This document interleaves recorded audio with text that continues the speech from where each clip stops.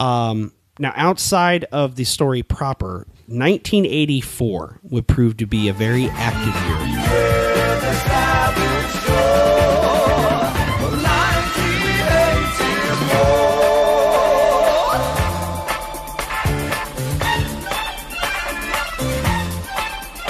for the franchise in general.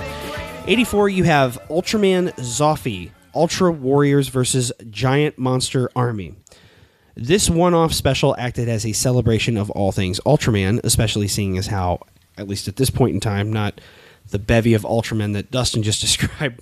There's a lot of them. There's a lot. There was like 4 tiers on the stage. It was insane. I shut it off. I was like, I'm 10 too deep. Much. I don't need any more posing. Too many Ultramen. By 1984, or in 1984, you didn't have as many Ultramen. So the CODs were smaller back then. At this point, having every iteration of Ultraman united to fight an invading horde of kaiju was a little more practical. Now, you want to talk ridiculous? The list of enemies and monsters in this celebration, as it were, you had about 35 bad guys in this movie. I counted them up. Like that's a lot of dip. That is a lot. And that speaks to the problems over at Sony. They can't get together a fucking Sinister Six movie. Yeah, no shit. Over Japan, they're putting 35 fucking guys in a special. You give me 35 fucking kaijus. You can't get me 6 motherfuckers.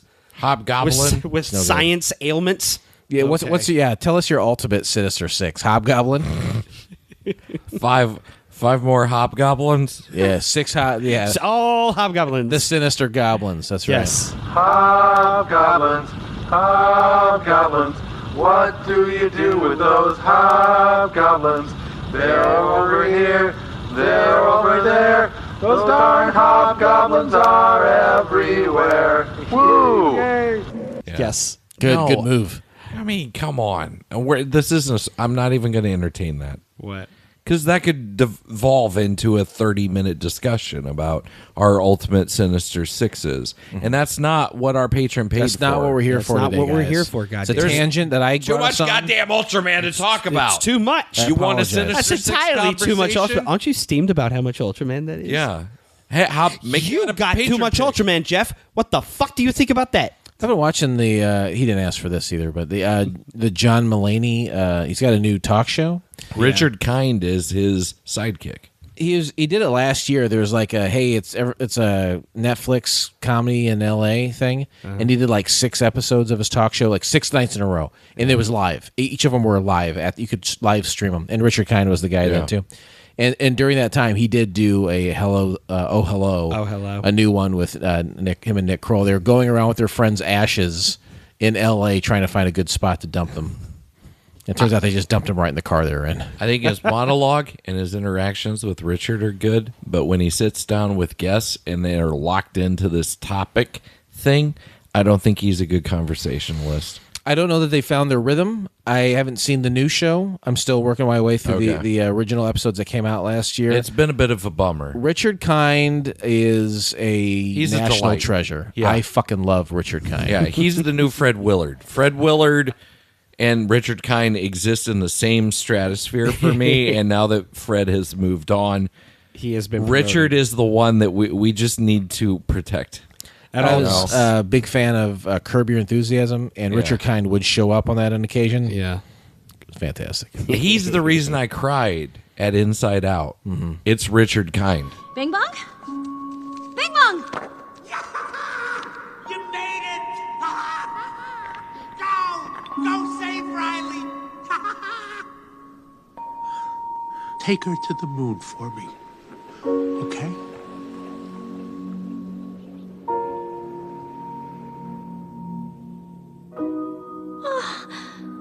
Richard Kind as Bing Bong, the imaginary friend. You cried at a guy named Bing Bong? I did. Because he was we can be mean to him again, is that right? I can. We can? He was telling him, like, take care of her. Like, because he was Bing Bong said that? He was suiciding himself as an imaginary friend. And he was like, just make sure that the kid's okay. Oh. And it's like, God damn it, Richard Kind. All that from Bing Bong? Bing Bong. Yeah. Oh, wow. I don't think he came back for the sequel. If he came back, I'm not emotionally prepared for the return of Bing Bong. So you're saying Bing Bong is in hell with Fred Willard? doing all them calliope See, you got to do it sounds. this time. Yeah. What's that? Break your spirits. Yeah. It's a round robin. Hey, that's a new patron level. Break Bing Dustin- Yeah, Bing- knock Dustin Bing down. bong. Take Dustin down a peg or two. Yeah, $4 a month. You too can cripple my spirit just a little, Just a because you little. know I'm going to bounce back Yeah. because He's gonna bounce back. I am. Hi. He's resilient. He's high and resilient. He's high-zilliant. Feels good to be running from the devil. Another breath and I'm up another level. It feels good to be up above the clouds. It feels good for the first time in a long time now.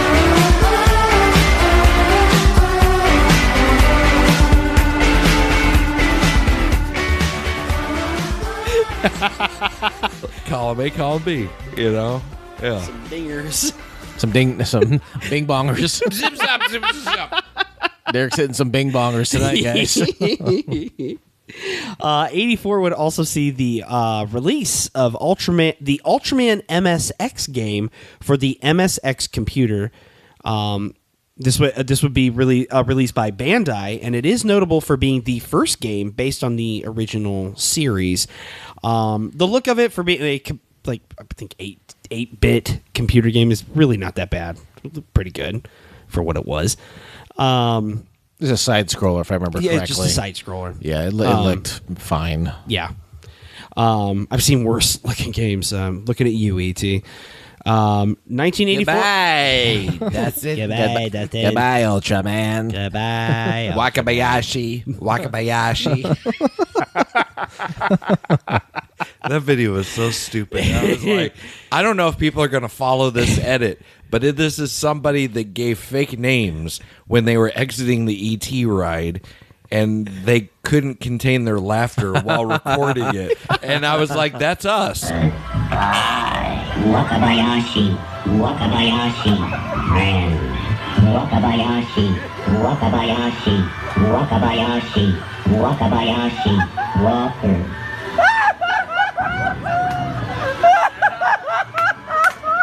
You notice how he actually says it If Yes. we were on the ride, Yes, that is what we would exactly do. what we. It sounds like they're as resilient as you. Goodbye, Wakabayashi, Wakabayashi, friend, Wakabayashi, Wakabayashi. See, he bounces back. He's broken. You are right. I would not be able to stop laughing while trying to capture that on video. No. It'd be impossible. We'd also see Ultraman Kids. This would be a spin-off series. Were they from little? Ultraman. They were little. Yeah. They were literally Wee. like wee little versions of Ultraman. It was an anime for the kiddos, which ended up spawning. It's a wee little guy.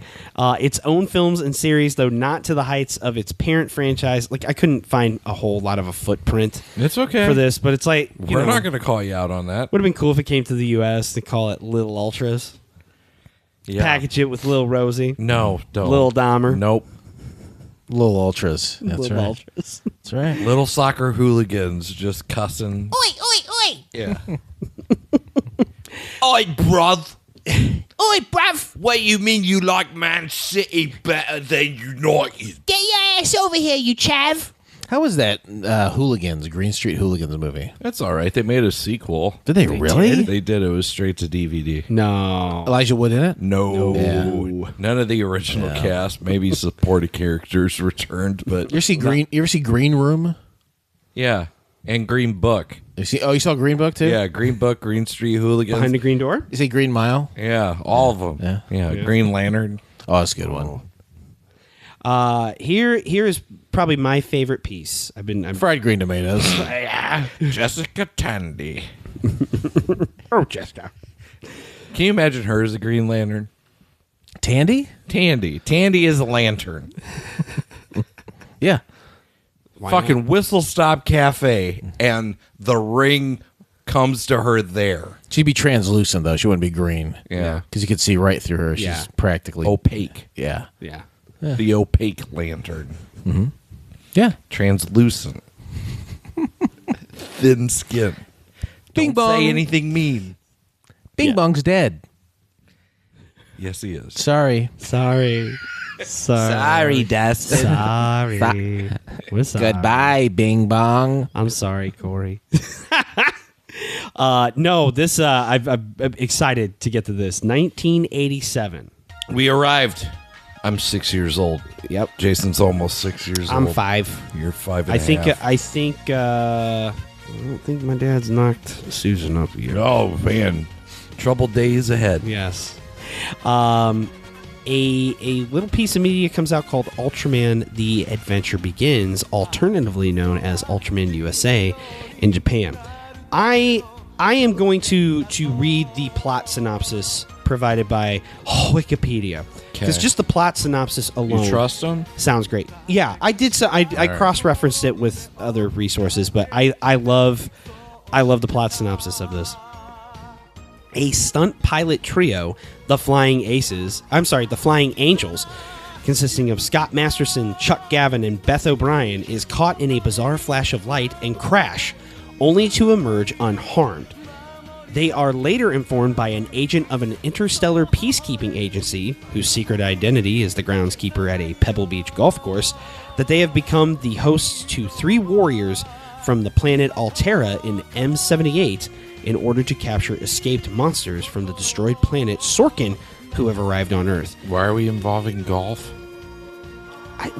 You really dial in on It just seems a weird inconsequential things. crossover. Yeah, Pebble Beach. Autism. I was thinking, I should be able to spell my own. I'm Ultraman. Whoa. Whoa. Uh-oh, we gotta shut it down. We have crossed the line. You sure are, buddy. Go get him, pal. I'm leaning into it. I'll course correct. They become the Ultra Force, headquartered within Mount Rushmore. Their headquarters in Mount Rushmore. Something about that just Okay. seems so goddamn cool to me. That's like Austin Powers. It is like Austin, or like Team America. Yeah. Yeah. So, but this is a Japanese outfit still. No, but this And is they're in North Dakota. No one's in North Dakota. no Smart move. As you will find out here, this is a purely U.S. production. Whoa.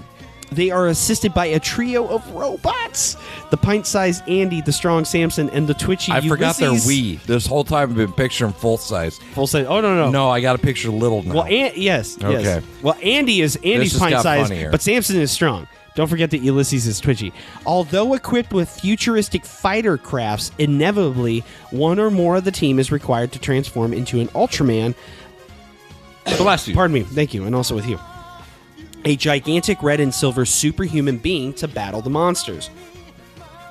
After destroying the most powerful Sorkin monster, King Mara, the Ultra Force remains together to combat further threats to Earth. That's the synopsis of it. This would have been this was and could have been, furthermore, a joint effort between Hanna-Barbera and Tsuburaya Productions, made specifically for the U.S. market, with the possible intention of exporting it. So, kind of a reverse of the standard fare for anime-related media at the time. Usually, it's stuff coming into the U.S., like Voltron, Transformers, Astro Boy, a couple decades. Battle of the Planets. Ulysses 31. Digimon. That's decades later, my friend. It's good. Still good. I still like it. I saw bits of the animation of this, and it's fantastic, and it sounds amazing. Here's why I feel there's a but. Here's why I really want to do this as an episode. The concept was, and I have couch pilots on the brain for this, the concept was originally envisioned as a pilot for an ongoing animated series. The project saw no series come to light. They didn't want to move forward with that, so the pilot was turned into a movie and broadcast on October 12th, 1987. Oh, no, he did knock her up by then. Japan would see it as a theatrical release on August 28th of 1989. So, well, if you want to do it and treat it like a Couch Pilots analog, you get Blake on the show.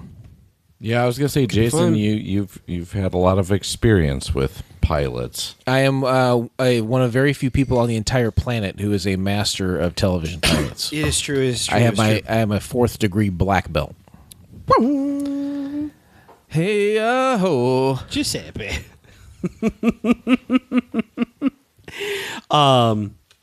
It, like I said, like the idea behind it sounds amazing, and all I can think of, like the idea they had going into this was like, well, no, we want to do this as a series. So I'm thinking, and this is 1987. This is, it's kind of,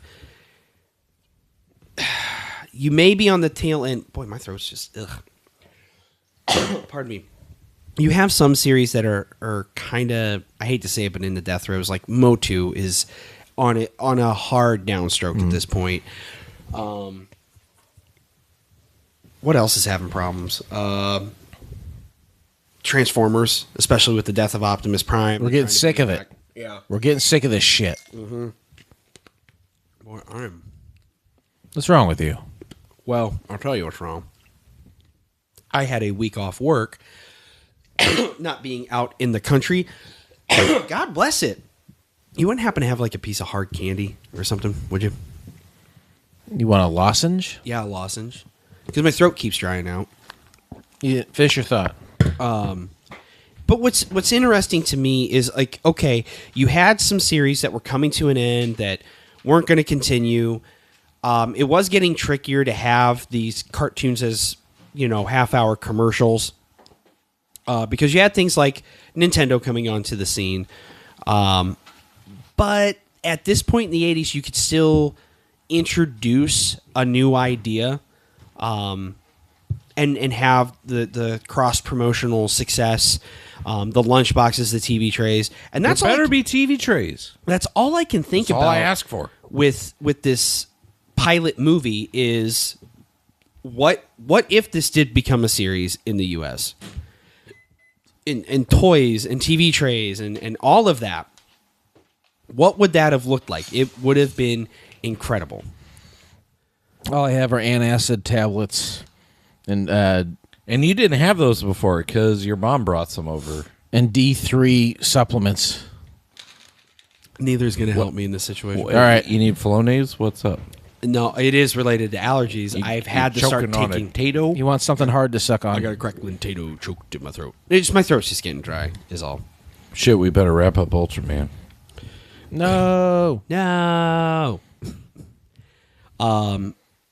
I do want to do it as its own episode sometime in the future. I think it could have been really cool, the idea of this being successful in the States, becoming a TV show, and then we get figures, we get lunchboxes, we get TV trays, sleeping bags. I think it could have been pretty rad. So it's cool that it existed. Damn, I just wish it could have been more. I was very excited. Did you guys research at all that aspect of the franchise in the 80s? Not that aspect, no. No, I watched one of those long videos where it's like we're going to go through all the different Ultramen in 45 minutes.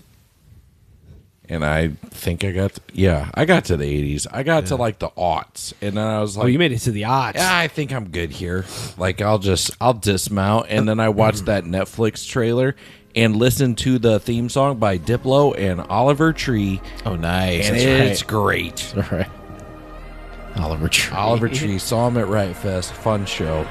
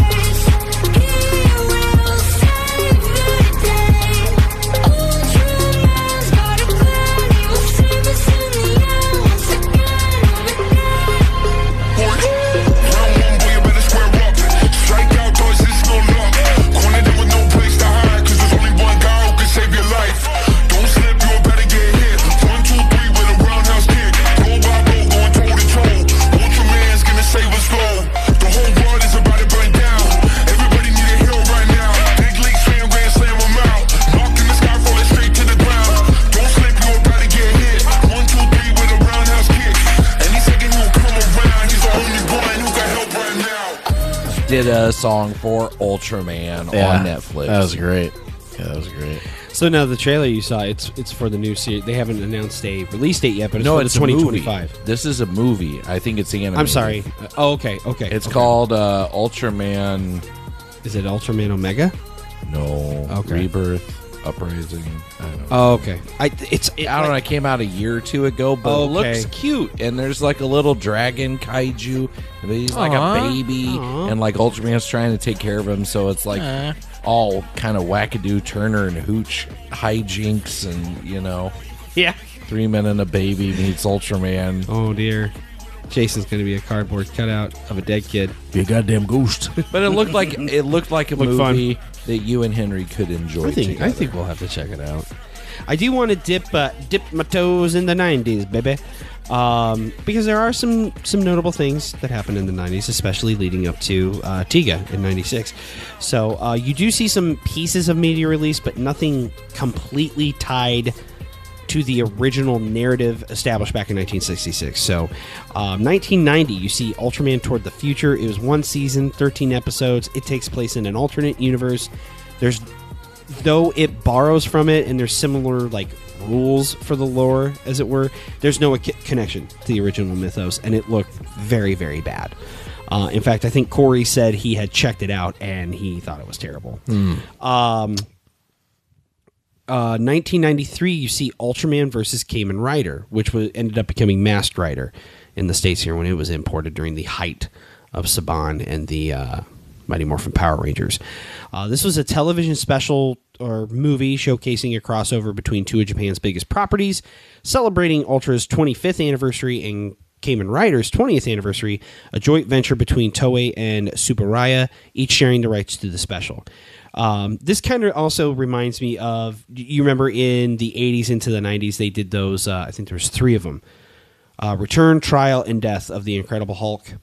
Yeah, and Thor was in one of them, I think. Yeah, Thor was in one. These Ferrigno joints. That's... Yeah, Ferrigno. That's a great example, actually, because those are really lame, if you ask me. Yeah, when you're like 8, like, oh my God. But like you get older and you're like... And then you watch professional wrestling, and then it's much better. It's very nearly the same thing. Yeah, it's not too far off. Starts in the 60s, and by the time we get in the 80s, I think it's a thing that we're talking about. Why they take a break.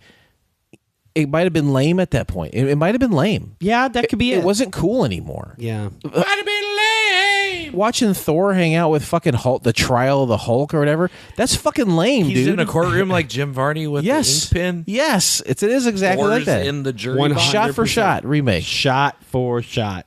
And it's like they're really trying to squeeze every last piece of juice out of this. Wring it out. And it's lame. By the power of Odin, I should not have agreed to this. Remember when Thor showed up in Adventures in Babysitting? Yeah.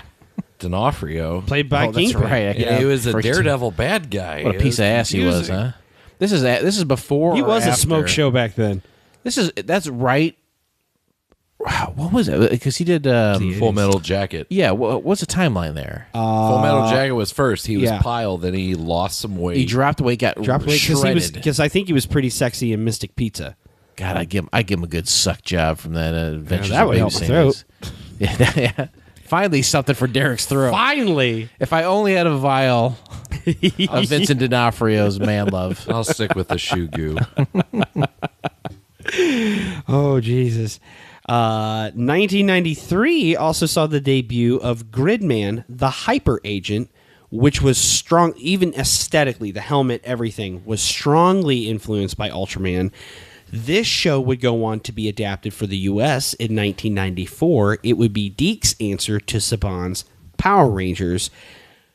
Over here, it would be known as Superhuman Samurai Cyber Squad. That sounds familiar. Likely a jumping off point for many kids discovering Ultraman, starring a young Matthew Lawrence, as well as the voice talent of Tim Curry. What else did we have around that time? We had Beetleborgs.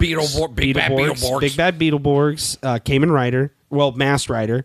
Are the Cayman Riders from the Cayman Islands? Good question. Sure are. Near the beach? Right near the beach, man. Boy, yeah. But there was a rash of those. Power Rangers broke through. Goth Kid on vacation. You like that? That was pretty good. Ego just hit it out of the park this last week, in my opinion. Oh, God. Her weekend update bit was great. I'm crushing even more on her. I think the broadcast version. So I watched it on the app, so I heard the audience yell shit. Yeah. Yep. Yeah, we watched that because they didn't have time to like switch over to the dress rehearsal, but it clearly did not go that way in the dress rehearsal because they were that's the great thing about the live aspect of the show. You don't know what's going to happen. They don't have a thing that says applause. No. If a thing bombs and it sucks, it's going to fucking blow on live TV. Yeah. And if you're going to get an audience to say something and they all decide to say shit, it's going to happen on live TV. Yeah. You know? So that's so clearly it didn't happen that way in dress rehearsal, or else they would say, change this up for that. They didn't. So that's a great thing about live TV. Yeah, it was fun. Pretty cool, man. Now, ultimately, the franchise would return to form and its original narrative, timeline, all that shit, with 1996's Ultraman Tiga. This is the M83 universe? Yeah. Midnight City? You mean M78? Correct. Yes. I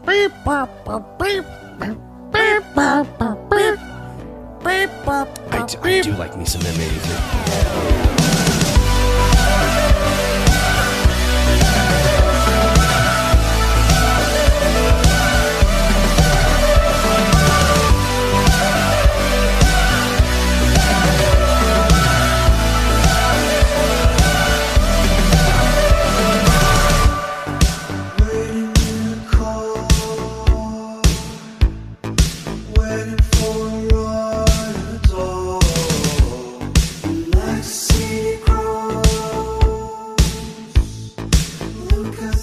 Anyways, this was likely the first real introduction to Ultraman for many of us tail end Gen Xers, millennials, and yes, even Zennials.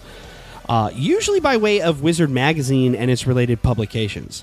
That's kind of it was around this era I was reminded of Ultraman. Okay. I had an introduction to it. I had stepped away to use the restroom, and I heard you talking about being at your grandparents' house late at night, kaiju movies. Yeah, I used to watch like Godzilla. Yeah. Like the old school black and white movies Yeah. and this stuff. They would be on broadcast television or basic cable on a Saturday afternoon. Okay. And I would watch that. And then like Saturday nights we would watch Joe Bob Briggs at the drive-in. Like, Yeah. I watched a lot of weird Monster kitschy Vision and Joe Bob, yeah. television when I spent the night at my grandparents when they weren't taking me to see Tequila Sunrise at the theater. When they weren't. They were exposing me Is to... Dustin coming back over this weekend? Great, we've got big plans for him. I don't want to see it again. I have a big Oh, bag shit. of nougat cubes with your name on it, young Yeah. man. Two of these? Two it is. So yeah, like Ultraman, I remember seeing some of So you had this some recollections of old it. school shit, and you know, I had a T-shirt that I bought at Hot Topic when I was like in my early 20s. That had like Godzilla and like Mechagodzilla and a bunch of like that style kaiju monsters. It was like, yeah, that's a badass shirt. It was bright orange and it had like an iron-on transfer. I tried finding a picture of it before tonight. I could not do it. I could not. But I wore that for years. Oh, hi, Ultraman. Yeah. That's what Ultraman is to me. I like the aesthetic. It looks cool. Figured you like it. I like Or aspects of it. Yeah, I mean the show. I don't know if I'd probably check out an episode or two. Ironically, I think you're more the aesthetic type. Like, I like how this looks. I like this figure. I like this shirt. I like this poster. but that's that's what Ultraman is to me. Like a cool property that someone at the executive level of Hot Topic said, let's make shirts out of this and sell them to idiots. And we'll do that, and it fucking works. It's cool. Fuck yeah. It looks cool. And it does look rad. Those images, like Visually, it looks fucking cool. if you have a picture of like Ultraman like posing, and then like some fucking crazy Japanese word like vertical next to him, that's cool. It looks fucking cool. As a white guy, born in the early '80s, that's fucking cool. Yeah. Yeah. You're not wrong. It's not as cool as a Jesse White Tumblr. Not near as Guys, cool. these are literally four of a kind. Okay, Yeah. I love it. I already put it on Facebook. And I put it Jesse White. hashtag Jesse No, White. but I put recording podcast tonight, Jason gifted us with some Jesse White tumblers. I put it on Hashtag Twitter, if you know, you know. And in the comments, I posted a video from the 60th anniversary of the Jesse White tumblers or whatever on YouTube. Thank you very much. I appreciate that so much. Fantastic. I love and honor both of you. Thank you. Love you, buddy. We love you. We love your efforts. We love your bits. I love you, man. You're my oldest friend, Jay. Two of my friends have reacted to it. Well, they should because it is very It's funny. very funny. Yeah. You're my oldest friend. Also with you. I'm older than him. Now, you know that's not what he means. Not that kind of oldest. Longest. And it's crazy that I'm like trying to say, hey, I'm older because you want to be young. That is crazy. But I'm comfortable. Isn't that fucking out of your mind? Yeah. Hi. Yeah. Remember earlier when he said he was Ultraman? Hi. Yes. That was autism. He's not resilient. high. Guy's resilient as shit. We had to reframe. Do you think- brought it up, so now I got to leave it in for continuity. Do you think Dustin would make for a great season of Love on the Spectrum on Netflix? Oh, no. I watched a video of that guy meeting Jack Black. Oh, he was so happy. He was so happy. I saw that too, yeah. And Jack Black played it off well. Yeah. But I was like, holy shit, that is a lot to like just take in and react off of. He's further on the spectrum than you or I. Clearly. Clearly. That guy was never more than 3.5 to 6 inches away from He was excited. Jack He was Black's excited. lips. Yeah. About to give a big speech. You ever see that video of Jack Black singing to some kid in a wheelchair? He looks like a fucking question mark. He's all the kid's got a terrible life. Palsy. Yeah, it's Palsy and something stuff. fucking terrible. And like they're rolling by, and someone's like, "Hey, he loves your shit." And there's a big crowd of people, and he gets on his knees right in front of this kid, and like sings directly to this kid. In the end of time, there was a man who knew the road. Are you recording? And the writing was written on the stone. That's the song, right? That's the song? Yeah? You think you'll be just fine without me, but you're mine. You think you can get me out of the ground? Well, there's just one problem there. The band is mine. Yeah! Good to meet you. Thank you. Awesome. Thank you so much. What else do you need to know? Yeah. What else do you even He's need like to know John about the guy? Cena. Yeah. Like I may not like his quote unquote character, but I respect what he's doing as a person. Yeah. You know, like Someone say the video. I didn't see any of these comments, but you can imagine. Someone be like, "Hey, he's just doing it because there's a camera there." So what? So what? So the fuck what? yeah. Most Did people it make that kid's day? Yeah, Okay. yeah. Who gives a shit? Like God, stay. My advice, and I did this so well for so long, but over vacation, a couple times got bored, going through reels and what have you, and I knew I shouldn't have. I did it anyways. got radicalized. I went in. Yeah, Shut up! I did not. Like a Donatello No, I there. went into the goddamn comment section Of what? something- of like reels or Anything. shorts, and I'm like, God damn it! Sometimes I do it just to feel better about myself. It does. Yeah. Sometimes you look at it and you're like, okay, you know what? I thought maybe I've been acting too negative Yeah. lately. So or- this is what the internet's like. This is what like it's that's like. how I get Okay. a vibe of just the norm. Yeah. maybe you know, like the online. neutral setting. Yeah, because I'm older. I'm not young, and I don't deal with young people. The sad thing is, it's So I read the comments, and I'm like, in some of these cases, Okay, it's I get people it. older than you and I. It's people like our parents' age commenting shit. Yeah. Like I never they should have comment. never made Facebook public. I never put a comment on anything. This is what I do. If I see something, I'll be like, "Oh, here's what I'm thinking about," and I'll go to the comments and I'm like, "Is anyone else thinking about what I'm thinking about?" Oh, there's a guy. Yep. I'm done. Yep. And then I look away. Somebody else took care of it for me. You hit Okay. like and duck out at the most. Sometimes I don't Yeah. hit like, but if I don't see it, I don't comment it. I'm just like, I wonder if anyone's thinking the same thing I'm Yeah. thinking, and if they do, I'm like, all right, cool, next one. Next. I would say my jumping on point for this franchise was actually, it's one of the last times I remember staying the night at my mom's place. And Jason, maybe you'll know the name of the road. Driving down Meadows as though you're going to come out to Washington here. Veterans. Veterans is that left-hand turn before you cross over. I know. Okay, no, I think I know. So you got the burger barge. You're right. Yeah, and you can turn Did you left. provide patrons with a map? if you turn left, it's Veterans. That's Veterans. The very first stop sign right there at Veterans. Turn right, second door down. Yep. My mom was living there before she moved into Raintree Apartments, and it was the last time. It was one of the last times I stayed with her before custody was finalized. Elmwood Sounds about right. or Moshel. Maybe. Okay. It's like these little I was just going to ask cottages. I was just going to ask you if it was back there because I knew what you're talking about. Yeah. I remember her living. There's like that drainage pond, and then over the way is Fond du Lac. With the Rolling Yep. Stones logo or whatever? yeah, it's pretty close to there. You go down to the end of the road and go Yeah. up over the hill. It's that levee. You took pictures there. I did. I took. some There's pictures. there's a corner of Veterans and Elmwood. There's four-way stop there. I think you're talking about Yeah, there. yeah. And I can remember she had this tiny little place. There's like 4 houses in a row there. They're tiny. I think they're supposed to be like a bungalow or a cottage. Were they cottage pink? Kind of thing. No. And it was a weekend. She was letting me stay up late, and this is when you would have late night movies on TV, like after SNL or late night after the news on Swamp ABC. Thing can't be on all the time. He can't be. Can't be. Is that a Crow reference? It's like, Can't swamp all the time. Do you want to tell us about the strain you smoked tonight? No, because it's it's resilient. I'm following resilient his lead. Like I thought that's what he was doing. I thought he was.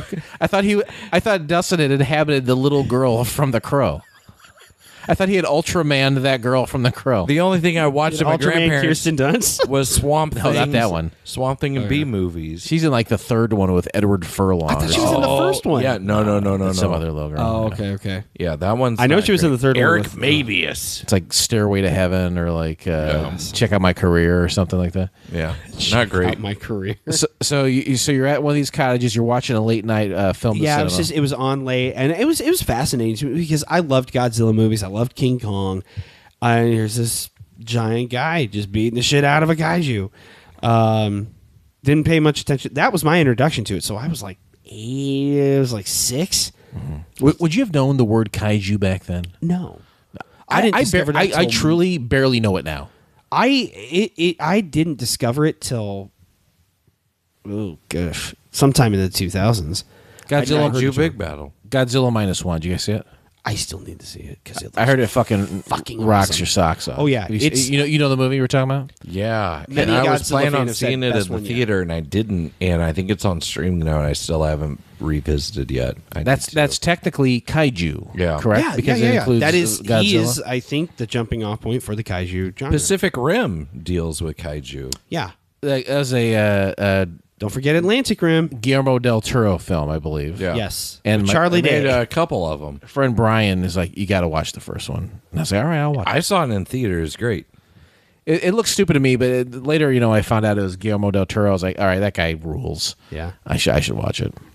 It's pretty good. I never saw the sequel to it. I would be interested in it. What's that one? It's Pacific Rim, and then what's the sequel called? Uprising. I think it's just Pacific Rim Uprising. And Okay. then there's the Mockbuster Atlantic Rim. Is it really? Not a joke. And if you couldn't get enough of like robots punching, you had the Hugh Jackman Real Steel movie that came out around the same time. Yeah, somebody said, hey, how can we turn Rock'em Sock'em Rocky robots and into a Rock'em movie? Sock'em. Well, what about the 1980s film Robot Jocks? You remember that? What? How is this not in Jocks. my purview? You don't know? Robot Jocks. You don't know Robot Jocks? It looks so stupid to me when I was a kid. I'm going to have Yeah. to look into that. Do you remember Robot Jocks? Is Walter Matthau I have- in it? Neither of you.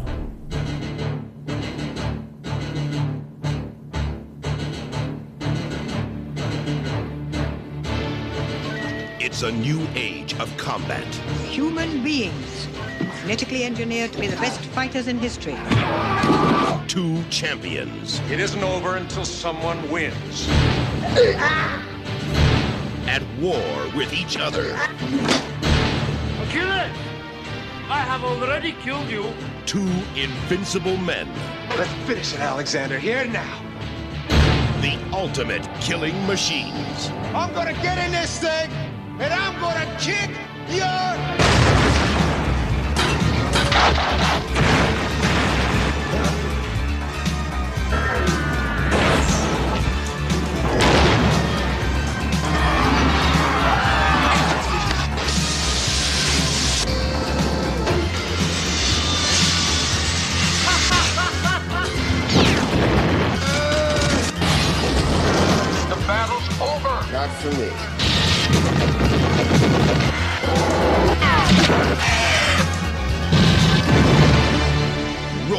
jocks. No. Dustin will never. You have to pry Dustin to admit he doesn't know something because his knowledge is so rich and deep with culture. You don't know Robot Jocks. No, See, I had to pry it. I had to pry it there. That's impressive if I'm able to say something you don't know. spot. It's very rare I get to I point that out. Well, YouTube search during editing. for this Bing bong. episode will be 1990. Apparently, No, Bing Bong died. apparently in 1990. Goodbye, Bing Bong. Good night. Apparently, it was a I'm gonna leave. 1990 film. Oh, this looks very bad. It's Robot Jocks. I think it's got the shittier version of RoboCop 3 stop motion animation. Yeah. For Do the they robots. shoot in the dick though? It's a lot of cock A shots. lot of cock shots. Yeah, because here's a guy. He's scrolling He's a positioning. lot. He's positioning a miniature. Oh yeah, that's it. Oh my god. We'll watch the trailer. This looks bad. Very bad. Not on my radar. No, that was Discovery, and that would have been some point in about 1988 is when I first saw what Ultraman was. I couldn't tell you what movie it was. I just know it was on super fucking late at night on a broadcast station because my mom sure as hell didn't have cable. It was like a midnight matinee kind of thing where they're trying to fill dead air. This is after news. this is after you lived with her down the road on Meadows behind the bar. Yeah, she had moved out of that apartment that's still there behind. It's the 309 room now. I don't know what it's called, but I know what you're talking about. Yeah, 309. Woo woo. They told me turn it up loud, so I'ma turn it on. Yeah. Said they want to party, so I took them to Fredonia. I got a lot of problems, I ain't trying to worry about them. When I walk inside the party, I'm walking inside without them. Yeah. Got my energy up so they know that I'm never tired. Baby, I'm from Peoria, trying to be Richard Pryor. When the good is going right, just tell me what could go wrong. You ain't gotta worry about me, just tell them I'm tied strong, heavy duty boy. This right here make the 309 go crazy. The bass loud, you can hear it down on Main Street. They don't know about us yet, but they gon' see. After they hear we playing live on 102.3 with Jay Will. Town go crazy. They know we gon' shut it down and go crazy. Every time we come around, we go crazy. This right here make the 309 go crazy. 309 go Derek Code. I don't know if that was Derek's experience living there, but It's still in the 309. the woot woot. But Yeah, I don't know if there was a woot woot involved. But that was kind of like my first discovery of it. But it was about the mid 90s, and it was solely through things like Wizard Magazine, Toy Fair, seeing more of Ultraman, specifically Ultraman Tiga, and then learning more about big monsters. Actually, it might have been the late 90s is when I first saw the term kaiju. But I was an avid reader of Toy Fair and Wizard. So I got to end up getting exposed to that word a little bit sooner. But yeah, that's where I remember seeing it. I remember seeing like toys previewed, and I think that's where probably a lot of kids or teens or whatever probably started learning more about it was comic book shops, the 90s comic book boom, comic book magazines and trades. Mystery Science Theater 3000. Mystery Science Theater 3000. TV trades, yeah. Sleeping bags, of course. Charmed, I'm sure. But as far as what kind of legacy and influence this left on pop culture, excuse me. Your excuse. Thank you. Appreciate you. Long-running franchises are going to have their influence on other pieces of media and IPs. We see it all the time here and there in the West. And the East is, of course, no difference. Akira Toriyama, creator of Dragon Ball, cites Ultraman as an inspiration and influence for his works. Ant-Man director Peyton Reed stated that Ant-Man's costume in the MCU is directly influenced by Ultraman's aesthetic and look. Now, the director himself didn't create that look. That was already established in the comics. His look was in the comics, but it's not like his uniform in the movie was exactly like the comics. But do you think the comics was inspired by... No. I don't think the comics was, no. But I think making it a little more accessible and some of the aesthetics of like the helmet, how the aesthetics of the suit, I can see the Ultraman... I can see how it drafts off of it. So when making it to the screen from the comics, they said what already exists in the comic books And how can we tweak that? And you think that they used Ultraman as an influence there? Well, he flat out said it was an inspiration for it. So, no, he's the director. He didn't create it, but, costumers and designers and stuff are like, well, how do we translate this to the screen? And, man, I loved Ultraman. Well, let's draft off of that a little bit. What if we tweak the helmet a little bit more? What if we do this? Because comic accurate would look like Garrett Morris in that superhero sketch back in SNL where it's giant and the stupid microphone. I don't remember that. Yeah. Peyton Reed he directed Bring It On, and if you remember, the Toros, which was Kirsten Dunst's cheerleading troupe, they all dressed like Ultraman and did a whole choreographed dance routine. The cheerleader. See, I never saw Bring It On, but he directed that movie, and There the must cheerleaders be dressed some like Toros Ant-Man. in this atmosphere. I guess And we'll yeah, just they have to all take looked like Dustin's word for it, Ultraman. because I've never seen Ant-Man it. and Ultraman. Interesting. I was very sexually confused. So you're watching the Ultraman. No, I'm watching Bring It On. Okay. And Ultraman. He got sexually confused pops by up. Ant-Man too. Which, how Peyton- can you blame anybody? I mean, Peyton Reed Paul just, Rudd's kinda he's going to do what he's going to do. And he put Ultraman He is going to do in what he's there. going to do. Peyton Reed's going Peyton Reed. Yep. The idea for Pokemon, a.k.a. Pocket Monsters, was inspired by one of the series' antagonists, Capsule Monsters. And heavy inspiration can be seen in the creation of the Super Sentai genre, which led to Power Rangers, amongst other series, being brought here in the U.S. As far as like merchandise goes, there is a lot. There's figures, statues, clothing, posters, comics, games. TV show. I'm sure it's in there. Better be. You name it, it likely exists. Like I said towards the beginning, Ultraman is basically Japan's Superman or Batman or Spider-Man. You slap him on something, you're going to sell it. After 1996's Ultraman Tiga, the ball was rolling once more, and the franchise continued. There have been multiple pieces of media from There have been multiple pieces of media from 1996 well throughout the 2000s with short gaps here and there. 2024, as recent as 2024, saw 25 episodes of Ultraman Arc, and coming in 2025, follow-up series, fans will be treated to the next series, Ultraman Omega. Dustin mentioned you said it was animated film. Ooh.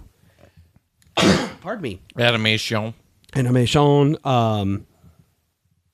looked at the list from 1996 to 2025, the series that's going to be coming out. There's maybe a couple gaps, and it's like a year or a year and a half. Yeah, it's a consistent property. Yeah, they came back and they just kept going.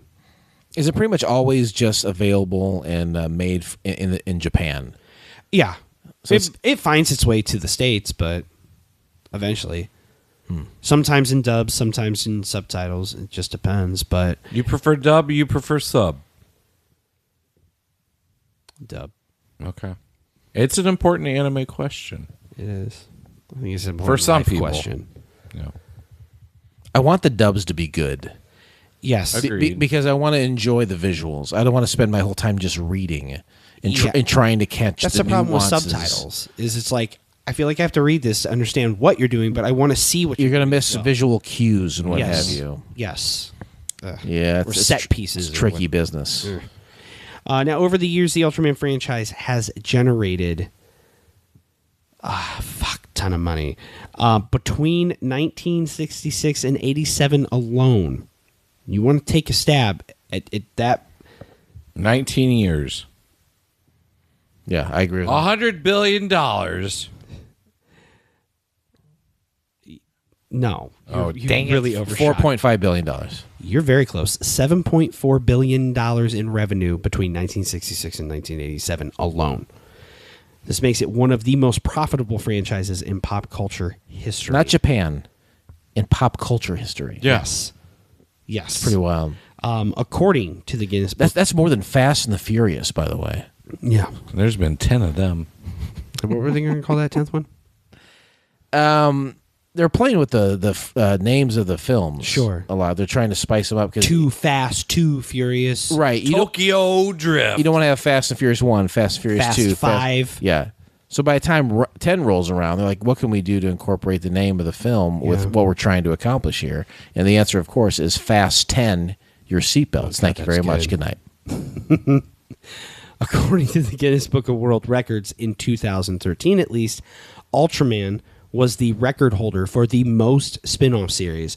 The series and property continues to leave a footprint in the U.S. and North America as a whole, continuously and successfully churning out new content and merch for the next generation to discover and fall in love with. One thing I did ask Corey was just what's some stuff about it that really stands out to you, or what's something personal, and he shared he did share that he does truly love this franchise. He loves the transition between visual media of the characters and weapons versus the toys. He did say it's a very accurate representation. He is a collector of figures and what have you. He did also cop to spending far too much money on Ultraman merch while on his honeymoon in 2023 in Japan. That's a wrong time to overspend. I was like, that's immediately making the bride question things. Well, get this. He apparently got it to coincide with an Ultraman con and celebration. Yeah, that was no accident. That was no accident. That's like Sievert bringing his fiance to Ernest Day. Yes.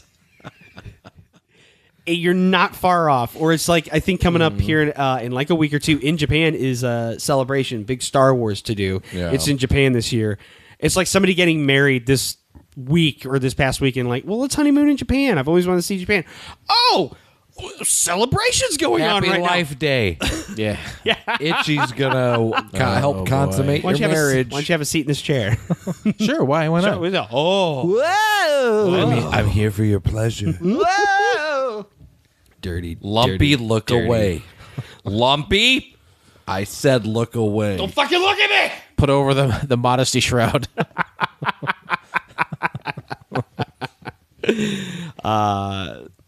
Final thoughts on Ultraman, gentlemen. It's cool. It is cool. It is rad, man. There's a reason it's hung around this long. Yeah. You know? Fuck yeah. It is a lot. You know, there's a ton of content. I don't know if it's like Doctor Who, you know, goes back to the 60s, and people want to consume all that shit, know the rich history. Yeah, I've been down that road. I don't know if there's like a jumping on point where you can just say, you know what, just dive in here. This is a good place to jump in to Ultraman to kind of get your bearings, understand what it is, enjoy it. I feel like the aesthetic stays pretty similar, and it's a cool aesthetic. Yeah. Just that, I get it.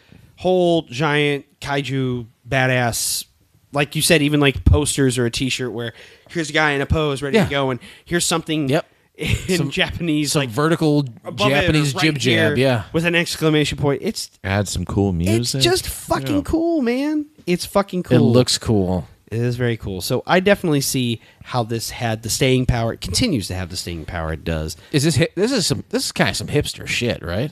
Yeah, there's probably a hipster angle to this. Yeah, you might be in your hipster era. Nothing wrong with that. Nothing wrong with that whatsoever. I'm in my Jesse White Tumblr era. I am in my Jesse White Tumblr era now with my Jesse White Tumblr. I'm sorry, it's a little crinkly Who there. Who gives a shit? I tried to wash it, and that's what happened. Let's just look at that. I should not have washed it. Hey, you know what?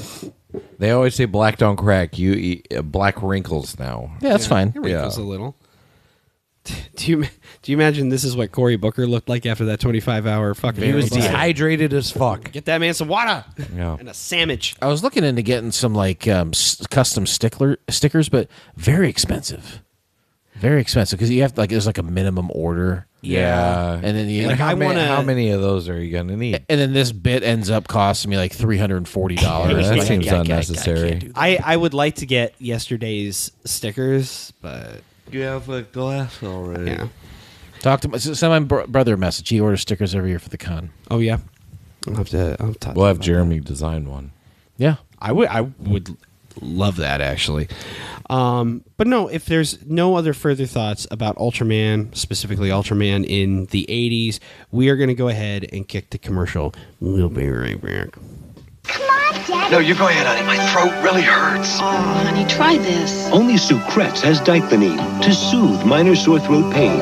It wraps your throat in soothing relief. Much better. Sucrets wraps your throat in soothing relief. Gee, sounds awful, Bob. It's no day at the beach, Steve. Sore throat, cough. Try one of these. Sugar-free Nice showers your throat with medicine for icy, cool relief. Oh, cool. Feels better. Guess it's back to work for me. Yeah. Put your throat on ice with Nice. eat sausage with onions with your president, and my wife is telling me get lost. So, I'll take a Clorette's. Hello, my little babushka. Only Clorette's has Actazole with chlorophyll. Gets rid of bad breath fast. David Banner wanted to end the running. He wanted to live in peace. You have to stop someplace. But once again, they made him angry. Maybe angry enough to kill. Maybe I belong in a cage. Now, imprisoned, he will struggle to hide the fury within him. But he will not succeed. I can't stand trial. You have no choice. Because now David Banner faces his greatest trial. The trial of the Incredible Hulk. Hamburger University with Ronald McDonald. Good morning, class. Good morning, Ronald. Today's subject, the Hamburglar. The Hamburglar is very clever and very sneaky. The Hamburglar! And he loves taking McDonald's hamburgers. So, what should you yell when you see it? Help, Ronald, sailor! That's right. Uh-oh. Hamburglar. It's a good time for the great. You've got a lot to learn. Don't take burgers, Rubble Rubble. The Earth is doomed. An evil space virus has invaded the planet, creating horrifying mutant monsters. But one man, Jack Shindo, using his Delta Plasma Pendant, transforms into Ultraman, defender of the universe, 20 stories high. Only Ultraman can save the Earth from menacing Machaba, slimy two-headed Bogan, and fire-breathing Garugadon. I am Ultraman. Ultraman, new from DreamWorks. Crackling Tato choked in my throat. Force feed it to your butt. You gotta go back and listen to that, John Daly. I will. What a great patron pick. Speaking of great, and the couch pilots of it all, I swear to you, that animated movie is going to definitely be an episode of its own. Like, I want to do that. How long is he making us do this show? I don't know. Okay. I don't know. I feel like the list, we're like 5 years out already. Ernest had it. Do you want to stop doing the show? It's quite a commitment. No, I'm just, I just don't know how many episodes. I'll get over it. Okay. If we're gonna do it like that, we could do it in that manner and get Blake on the show. That would be interesting. That would be do it as like a de facto couch and pilots. make it a couch pilots presentation. It's such an interesting piece of media, and the fact that it didn't go to series. That's crazy to me. I think it would be fun, and it does look very interesting. Adrienne Barbeau from the first Swamp Thing movie, sir, is a voice in it. So. Yeah, I just saw her in a movie. A Barbeau bot. Yeah. Adrienne Barbeau bot? Would you ever put your brain in a robot body? Why? I like my body. I love my body. Yeah, you'd never get old or sick. Why is the alarm going off? Beats me. But you know, Skip, your robot body would be the perfect man. Handsome, strong. Well, could my robot body be a beautiful woman? Yeah, sure. Then you better believe I'd put my brain in a robot's body. Robot body? No way. That goes against the natural order. Well, you'd have the strength of 5 men. I got that now. Not 5 men, 5 gorillas. But since you're that strong, if you try to pet a kitten, you'd crush it. Oh, no. Poor kitty. Yeah. Would I still have my rugged Latin features? You'd look exactly the same. Not me. I'm going to be an Adrienne Barbeau-bot. Sir, please. Remember Babu Bot? Who's he? Remember that guy opened the restaurant across the street from the building last year, and he wasn't doing so well? And I told him he should make it into all Pakistani, and that drove him right out of business. Can't do this to me. What's going on out there? What are you doing? This is not right, people. You're making a very bad mistake. Very bad. Babu! I'll be right back. They took Babu away. You know what? Why don't you join us next Monday, please, as the patron picks continue. Next week, we're going to revisit The Rocketeer, courtesy of our damn good buddy, Patron Mike. I'm good with that. That's in my DVD collection. Yeah. Yep. And we get to see Jennifer Connelly. I do love me some Rocketeer. That was a Dad and Derek jam. We both like that. Fucking Nazis getting their ass kicked. Come on, that's. I haven't seen it in a long time, so it'll be a good rewatch. It'll be interesting to see for sure. And the story behind it is pretty damn interesting. Plugs. Anything to plug here at the end, gentlemen? Listen to Radio Rewind. Do it.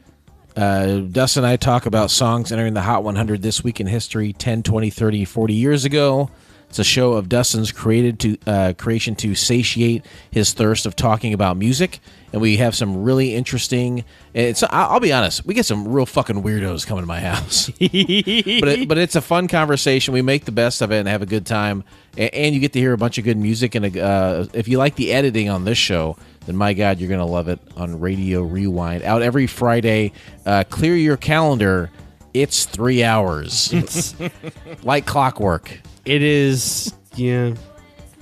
I was a little shocked. What was it a couple weeks ago? It was like 2 hours and like 48 minutes. Yeah, that was a mistake. I was like, whoa. We had to cut a lot out. So what's happening here? Tyler was like naming women by their full names and their sexual escapades. Oh, no. Like we had to cut all that shit out. Oh, no. Yeah. No. I didn't I didn't get the waiver signed. We let him go, but Dustin didn't have the heart to tell him we can't use that. Yeah. You can't use those women's full names. I can't do it. And then what you did to them. Oh. Well, it was consensual, but I understand. But my God, we can't have that on the program. Tyler, no. I'm trying to talk about music. And then we'll have like Roxy on or something at school. Yeah. 105.7 The X rocks. Socials, you can, of course, find us on Blue Sky and X. Follow us and like us on Facebook. And if you want to drop us a line, feel free. You can message us on any of those, but you can also send us an email at yesterdayspod@gmail.com. It's the end of the episode.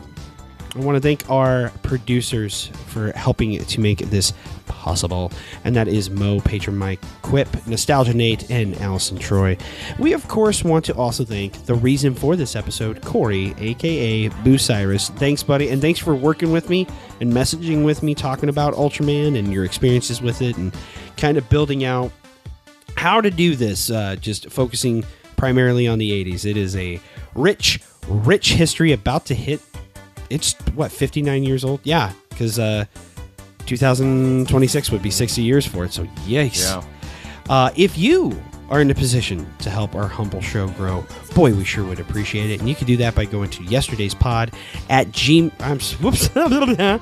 You can do that by going to patreon.com/yesterdayspodcast. You can sign up for as low as $2 a month, and that gets you raw audio and our monthly video that Shauna and I put together.